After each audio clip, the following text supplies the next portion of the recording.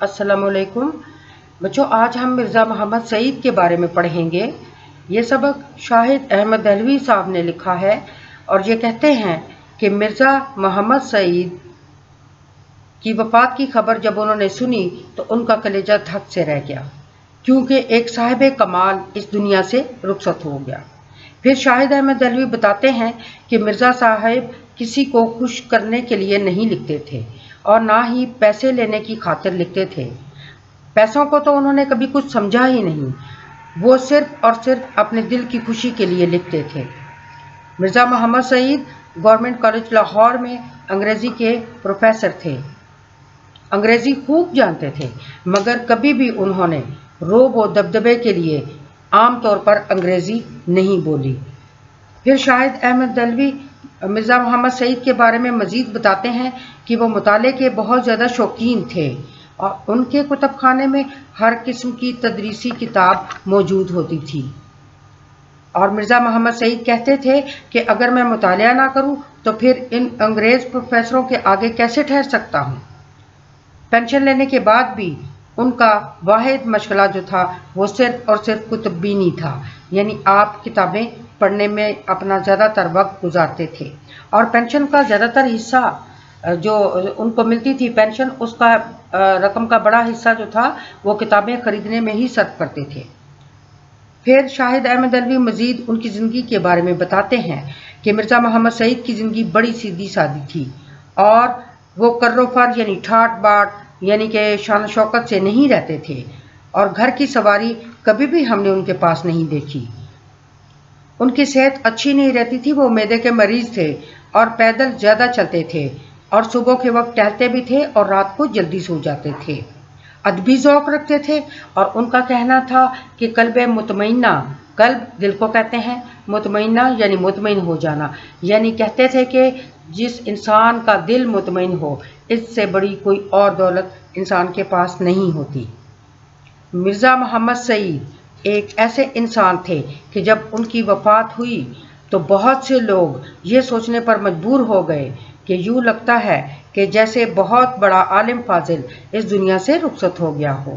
بنیادی طور پر شاہد احمد دہلوی نے یہ سبق لکھ کر مرزا محمد سعید کی عادتیں اور ان کے روزمرہ کے کام کاج اور ان کی زندگی کے بارے میں ہمیں بتایا ہے۔ تو مصنف یہی کہتا ہے کہ موت تو برحق ہے، ہر کسی کو مرنا ہے، لیکن مرزا محمد سعید جیسا شخص جب مرتا ہے تو اس کے ساتھ ہی علم کے دروازے بھی بند ہوتے ہیں اور انسانوں کو بہت زیادہ افسوس ہوتا ہے کہ ایسا عالم اس دنیا سے رخصت ہوا ہے۔ اب آتے ہیں الفاظ معنی کی طرف۔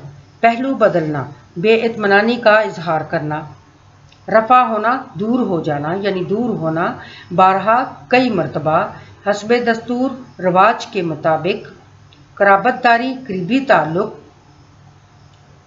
معترف مان لینا، متبسم ہونا مسکرانا، قلب مطمئنہ، یہاں پر ٹائپنگ کی مسٹیک ہے، قلب مطمئنہ دل کا مطمئن ہونا، دانشکدہ علم و حکمت کا گھر، وزادار تمیزدار، صاحب کمال ہنرمند شخص، اکتساب علم حصول علم کے طریقے، متمول مالدار کو کہا جاتا ہے۔ سوالات کے جوابات لکھیں اور یہ خیال رکھیں کہ آپ کے جوابات 3 سے 4 لائنوں تک محدود ہوں۔ جوابات کے لیے کتاب اور خلاصے سے مدد لیں اور ساتھ ہی میں نے ابھی سبق کے شروع میں آپ کو جو سمجھایا ہے اس سے بھی مدد لیں۔ مرزا محمد سعید کس لیے لکھتے تھے؟ میں نے بتا دیا تھا کہ وہ اپنی خوشی کے لیے لکھتے تھے۔ لاہور کے پبلشروں کے ساتھ محمد سعید کا کیا رویہ تھا؟ جب انہوں نے انہیں کہا کہ ہم آپ کو پیسے دیں گے ہمارے لیے لکھیں تو آپ نے انکار کیا تھا۔ مرزا محمد سعید کی کتاب الآراء کی تصنیف کون سی ہے، یعنی کہ آپ کی مشہور تصنیف کون سی ہے، اس کا مرتبہ کیا ہے؟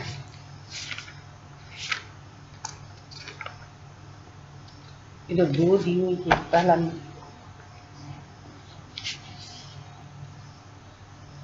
مرزا محمد سعید کی معرکۃ الآراء تصنیف کا نام پوچھا گیا ہے تو اس میں آپ لکھیں گے کہ ان کی معرکۃ الآراء تصنیف کا نام مذہب اور باطنیت ہے۔ یہ سب کچھ آپ کی کتاب کے اندر دیا گیا ہے، آپ ان سوالات کے جوابات ڈھونڈیے اور لکھیے۔ سبق مرزا محمد سعید کا مرکزی خیال کیا ہے؟ اس میں یہی بتانا ہے کہ مصنف جو ہے مرزا محمد سعید کے بارے میں لکھتا ہے کہ مرزا محمد سعید اپنے دل کی خوشی کے لیے لکھتے تھے، گورنمنٹ کالج میں پروفیسر تھے، اور اس کے علاوہ آپ کے علمی کارنامے اور علمی کتابیں جو ہیں وہ بہت مشہور ہیں۔ مرزا محمد سعید کی کن دو شخصیات سے عزیزداری تھی؟ ایک سر سید احمد خان تھے اور علامہ اقبال۔ آپ اس جواب کو ارینج کر کے لکھیے۔ مرزا صاحب کا سب سے بڑا مشغلہ کیا تھا؟ کتب بینی تھا۔ آپ کتابیں پڑھنے کے شوقین تھے۔ اسی طرح سے ان سوالات کے جوابات آپ کتاب میں سے ڈھونڈیے اور لکھیے۔ نیکسٹ ہے درج ذیل سوالات کے جوابات لکھیے۔ درج ذیل سوالات کو جملوں میں استعمال کریں۔ سانحہ ارتحال یعنی کہ بہت بڑا سانحہ، جوان بیٹے کی موت بوڑھی ماں کے لیے سانحہ ارتحال تھا۔ سناؤنی، بے روزگاروں کے احتجاج کی سناؤنی نہ ہو سکی۔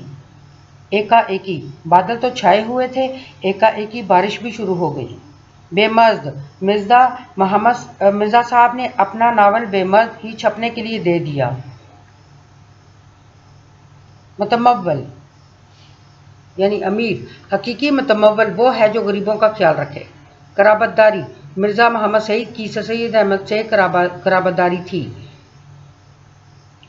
ہیچ سمجھنا، کسی کو مفلسی کی وجہ سے ہیچ نہیں سمجھنا چاہیے۔ شدہ شدہ، مرزا صاحب کی شہرت شدہ شدہ سارے ملک میں پھیل گئی۔ کروفر، اللہ کے ولی کو دنیا کے کروفر سے کوئی سروکار نہیں ہوتا۔ قلب مطمئنہ، قلب مطمئنہ سب سے بڑی دولت ہے۔ عرض مدعا، افسر نے ماتحت سے عرض مدعا نہ پوچھا۔ راشا، مرزا غالب آخری عمر میں راشا کی بیماری میں مبتلا ہو گئے تھے۔ جامع العلوم، علامہ محمد اقبال ایک جامع العلوم شخصیت کے مالک تھے۔ متبسم، اگرچہ وہ شدید بیمار ہے پھر بھی متبسم چہرہ لیے پھرتا ہے۔ آپ بھی ایک ایک معیاری جملہ ان سے بنائیے۔ اردو گرامر میں جملہ اسمیہ اور فعلیہ کی تعریف کریں۔ جملہ اسمیہ، یہ جملہ خبریہ کی ایک قسم ہے اور اس کے 3 اجزاء ہوتے ہیں۔ نمبر 1 مسند علیہ یعنی مبتدا، نمبر 2 مسند یعنی خبر، فعل ناقص یعنی ہے ہمیشہ فعل ناقص ہوگا۔ مثال ہے علی بہادر ہے۔ اس جملے میں علی مسند علیہ، بہادر مسند اور ہے فعل ناقص ہے۔ یہ پہلے بھی ہم کر چکے ہیں، اس کو ذہن نشین کر لیجئے۔ جملہ فعلیہ، یہ بھی جملہ خبریہ کی ایک قسم ہے۔ جملہ اسمیہ اور جملہ فعلیہ میں اتنا فرق ہوتا ہے کہ جملہ فعلیہ میں فعل تام ہوتا ہے۔ مثال، حمید نے خط لکھا۔ فعل تام کیا ہوگا؟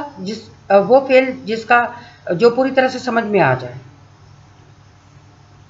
اس جملے میں حمید مسند علیہ اور لکھا مسند یعنی فعل تام ہے اور خبر دی جا رہی ہے کہ کوئی کام ہوا ہے اور اس خبر کو مسند کہتے ہیں۔ پھر خاکہ نگاری کی تعریف پوچھی گئی ہے۔ کسی بھی شخص کی زندگی کے کچھ پہلوؤں کو اس طرح سے نمایاں کرنا کہ اس کا تعارف بھی ہو جائے مگر وہ اس کی پوری سوانح نہ ہو، خاکہ نگاری کہلاتا ہے۔ خاکے میں کسی شخص کی خوبیوں اور خامیوں دونوں پر روشنی ڈالی جاتی ہے۔ اردو میں مولوی عبدالحق، رشید احمد صدیقی، شاہد احمد دہلوی اور طفیل نے عمدہ خاکے لکھے ہیں۔ یعنی کسی شخص کی زندگی کے بارے میں کسی ایک پہلو کے بارے میں لکھنا، پوری زندگی کے بارے میں نہ لکھنا، وہ اسے ہم خاکہ نگاری کہتے ہیں۔ جو بھی کام اب دیا گیا ہے اسے آپ کریں اور واٹس ایپ نمبر پہ مجھے بھیج دیں تاکہ میں اسے چیک کر سکوں، اور اگر آپ کو کوئی پرابلم ہے تو پھر آپ میرے نمبر پہ مجھے کال کر سکتے ہیں۔ Thank you.